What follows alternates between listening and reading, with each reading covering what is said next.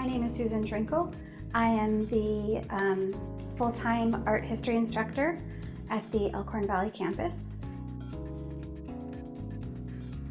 Although I've been at MCC for 8 years, I was teaching the same subject matter for about 7 years before that. I was at a small art school outside of Chicago, and they had a focus in animation and graphic design and interior design, so it was fun to be able to bring them an art historical perspective.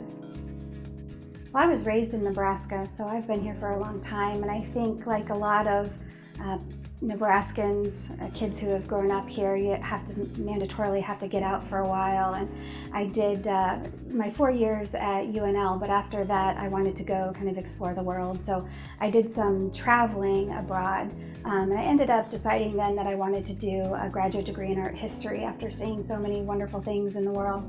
So I was at University of Notre Dame for 2 years doing a master's program there. And after that, I ended up working straight away in a small art college. I love teaching at MCC because of the students, of course. I tell my students they're the smartest ones in the whole metro area because they're getting a great education and the tuition is so affordable, and they're getting the same education that they're getting anywhere else in Omaha or in Nebraska for those first 2 years. I like the fact that it's accessible. I believe in nonprofit. I believe in education that really strives to educate each student rather than focus so much on research or the institution as a whole. I really like the small class size, and I like how well I get to know my students. I really encourage them to also do assignments on things that are outside of what's in the book.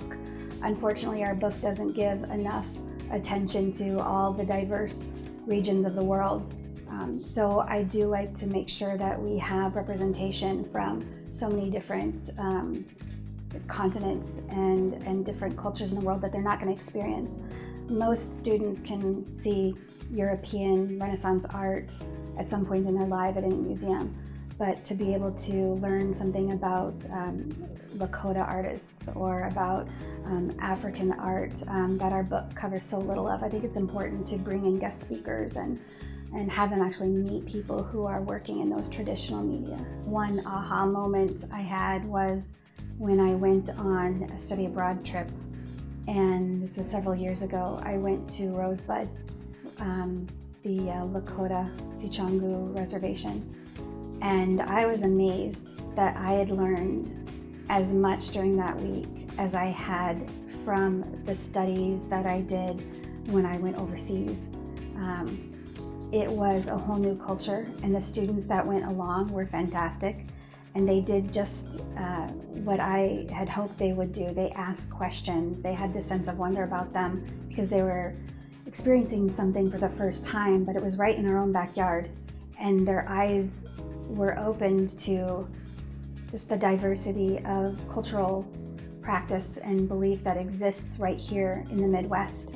And that was really amazing for me to see that and think that a lot of students don't realize that that's out there, that it's right among us, and that they can learn so much from the people who are so close. The high point is actually when class is over, and I think that was a great class because I feel like they left with smiles on their faces, or they left thinking that was really interesting or that was cool. Just today I was in class and I gave them a choice whether they wanted to do this kind of creative activity where they're taking their iPads around and identifying color, texture, contrast, and taking pictures of their own, or if they wanted to sit in the classroom and hear a lecture and hear stories, and the majority wanted to stay and hear a lecture. And that really surprised me, but I thought, I think it's because they think this stuff is interesting and they want to hear more about it and they're enjoying the content. So that's really fun when you know that they're here because they like the content, not because they're being entertained or having fun, which is a great part of education, but it says to me that they're understanding their education is worth more than just being fun. When I was at UNL, I was very much inspired by Dr. Michael Hoff, who was not only a great teacher, but is still a great teacher and an archaeologist. And he's had some great sites that he's worked on, and he would tell us about his experiences there. And so he took this idea of ancient art history and made it clear to us how it was still a very real, alive thing today. And that was always fun to hear about those stories. And I think it encouraged me to take more art history classes.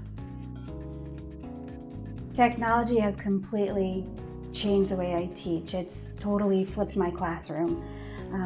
I had a really rough start to teaching because I thought to be a good teacher, I had to stand at a podium and lecture for hours. And I had to tell good stories and not say So it was really challenging just coming right out of graduate school. I learned how to teach within that first year. And I'm lucky to have had a lot of great resources in my life that I could learn from.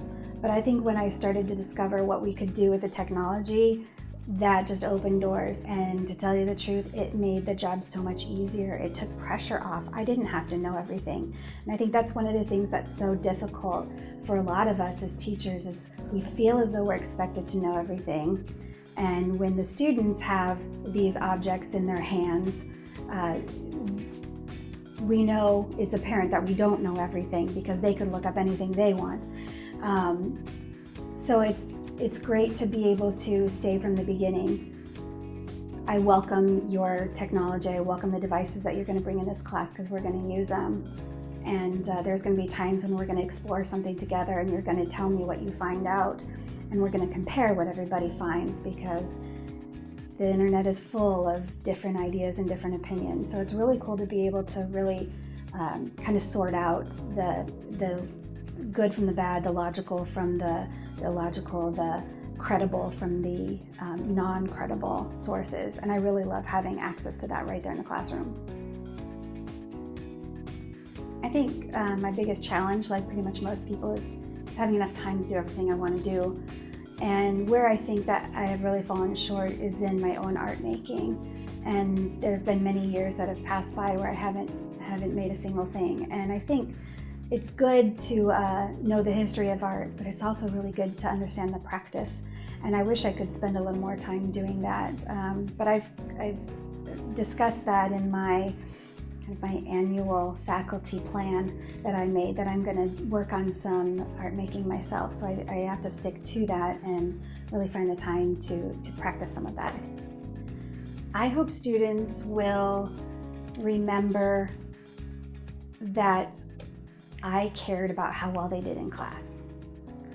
I genuinely want to make sure that all my students haven't missed a single opportunity, and that I've done everything I can to encourage them to follow through with class, to do their best work, and that when they missed something, I did notice, and when they weren't in class, I did notice.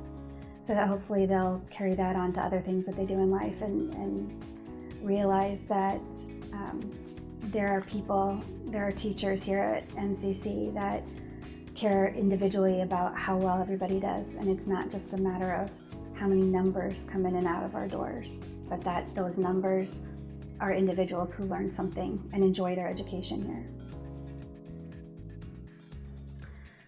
I would probably pay homage to my mom. She had this great saying that was by Emerson, and she signed off every email with it, and she had it framed, and it was, "What lies before us and what lies behind us is nothing compared to what lies within us." And I think that's a wonderful quote because it's great for a student. It's great for me as a perpetual student that you're responsible kind of for everything that happens. And if you really want something bad enough and you have that passion, that drive, then it can happen. You can make it happen. And I think that's something that a lot of students here at Metro have, is a lot of them are achieving great things despite a lot of obstacles. When I'm outside of the art world, I love to be in nature, and I think most of my time away traveling now consists about half museum visits and half nature walks, hikes. We love to rock climb and do anything we're out there kind of exploring nature's art.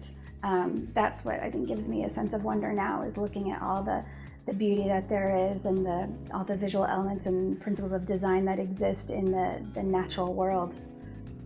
I'm Susan Trinkle. I'm an art history instructor in the Department of Humanities and Visual Arts at Metropolitan Community College.